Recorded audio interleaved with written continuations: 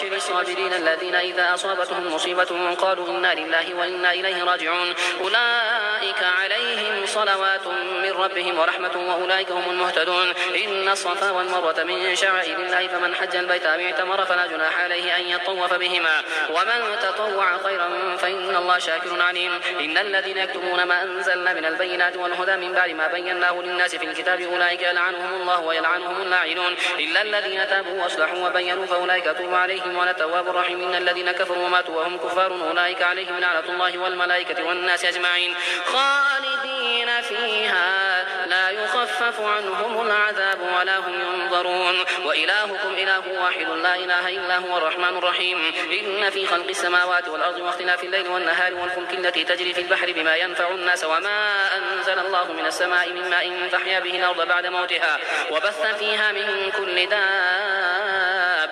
وتصريف الرياح وسحاب مسخر بين السماء والأرض لآيات لقوم يعقلون ومن الناس من يتخذ من دون الله أندادا يحبونهم كحب الله والذين آمنوا أشد حبا لله ولو يرى الذين ظلموا إذ يرون العذاب أن القوة لله جميعا وأن الله شديد العذاب إذ تبرأ الذين تبعوا من الذين اتبعوا ورأوا العذاب وتقطعت بهم الأسباب وقال الذين اتبعوا لو أن لنا كرة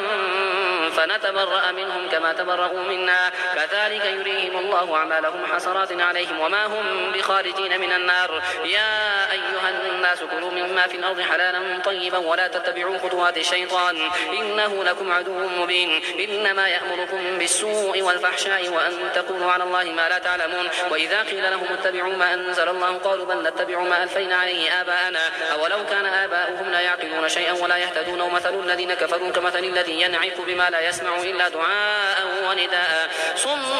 بكم عمي فهم لا يعقلون يا أيها الذين آمنوا كلوا من طيبات ما رزقناكم واشكروا لله إن كنتم إياه تعبدون إنما حرم عليكم